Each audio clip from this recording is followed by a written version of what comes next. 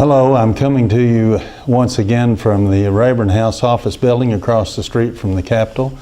I've just returned from the floor in which we had done a couple of non-controversial votes on what are called suspensions. I wanted to talk to you briefly today about an article that I read in the Washington Times yesterday about a case that is going to soon be heard by the U.S. Supreme Court. It involves a man named Marvin Brandt, whose parents in the late 1930s drove their old car from a small town in Missouri to a town called Fox Park, Wyoming, which wasn't much of a town at that time. When they arrived, they had exactly $2 between them. For about 15 years, Mr. Brandt's father cut logs with a handsaw in the wilds of Wyoming, starting off making $1 a day. And he saved his money, and through hard work in 1951 was able to start a small business and build a sawmill. And for many years he and his partner operated a profitable business, creating many jobs in that area in the lumber business. Then years later, of course, Marvin Brandt took over from his father. And then in recent years, the Forest Service started curtailing logging so much that Mr. Brandt ended up having to sell the sawmill that his father started for just pennies on the dollar, destroying all the jobs from his company, and of course destroying thousands of jobs around the country.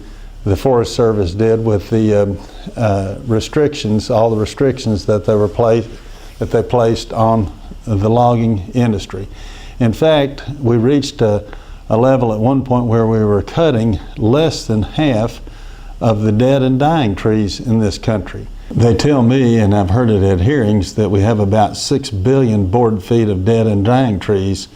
And if you don't take those trees out, they build up and become fire hazards. And now, of course, we've had to greatly increase the budget for fighting forest fires in the West. And in fact, tomorrow on the floor of the House, we'll take up a bill that includes another $884 million for additional firefighting money on top of the billions that we've already spent in this, which wouldn't have had to have happened if we'd managed the forests the way they should have been and created thousands of jobs in the process. But of course, there are some extremists and radicals who just don't want to do that. They want to turn most of the United States into a wilderness and not allow any type of logging. It's a sad thing that, especially when we need jobs almost worse than anything else in this country today. And I read about that case just yesterday. Now, that came on the heels of reading an article called Green Drought in the current issue of National Review magazine, in which a writer named Charles Cook has written an article about the Delta Smelt. You've probably never heard of it. In fact, he says in this article, you have almost certainly never heard of the Delta Smelt, and in all honesty, nor should you have. As fish go, it is undistinguished, inedible, short-lived, and growing to a maximum length of just under 3 inches. Smelt are of interest to nobody much, except that is to the implacable foot soldiers of the modern environmental movement, some of whom have recently elevated the smelt's well-being above all else that has traditionally been considered to be of value. Human beings, the production of food, and the distribution of life-enabling water can all be damned, it seems. All hail the smelt. Mr. Cook goes on in this article, he says, this is a classic tale of activist government run amok, and two, of the particularly suicidal instincts that rich and educated societies exhibit when they reach maturity, where its consequences not so hideously injurious, the details would be almost comical. As a result of the overwrought concern that a few well-connected interest groups and their political allies have displayed for a fish, hundreds of billions of gallons of water that would in other areas have been sent to parched farmland have been diverted away from the Central Valley and deliberately pushed out under the Golden Gate Bridge and into the Pacific Ocean, wasted forever to the raucous applause of these environmental radicals and extremists. And then he finally ends, or later in this article says, when they do their fish surveys, the California Water Alliance's Aubrey Betancourt tells me with a wry smile that they kill thousands of the smelt. It's ridiculous. Last year they killed 3,500. In other words, the government has an order that no more than 305 of these delta smelt can be killed each year. Yet the government itself kills about 3,500 each year when they do their annual survey. If this isn't crazy, I don't know what is, because they're saying, and there's 35,000 by the lowest estimate and over 100,000 of these delta smelt that are out there at any one time anyway, in spite of all the ones that are being killed by the government surveys.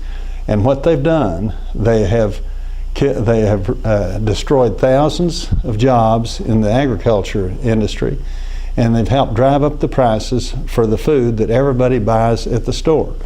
Ordinarily, I wouldn't be too concerned about something that goes on in California, but California is so important to the agriculture and to the food industry in this country, and it means, of course, that it affects the prices that all of us in Tennessee and every place else throughout the country pay for their food at the grocery stores. Now, I can tell you this, I have known for years and have seen for years that most environmental radicals come from extremely wealthy, or at least very upper income families. And perhaps they're not hurt when they force all these jobs out of existence in this country and force jobs to other countries. But we've been doing this now, or allowing this to be done, for 40 or 50 years now, and it's really hurting this nation, and it's drying up a lot of small towns and rural areas around this country, and it's really a sad thing, because this country could be booming, and all of these things could be done in environmentally safe ways if they would allow them to do it. But you have these radical groups that vary from location to location. In some places they don't want any logging, in some places they don't want any fishing, in some places they don't want any farming, in some places they don't want you to dig for any coal or produce any natural gas or oil. So it varies from place to place, but it's certainly harmful to the poor and the lower income and the working people of this country. Thank you.